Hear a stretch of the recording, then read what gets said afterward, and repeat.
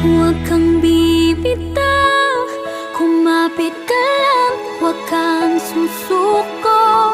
Ipaglaban mo ang katotohanan, ituloy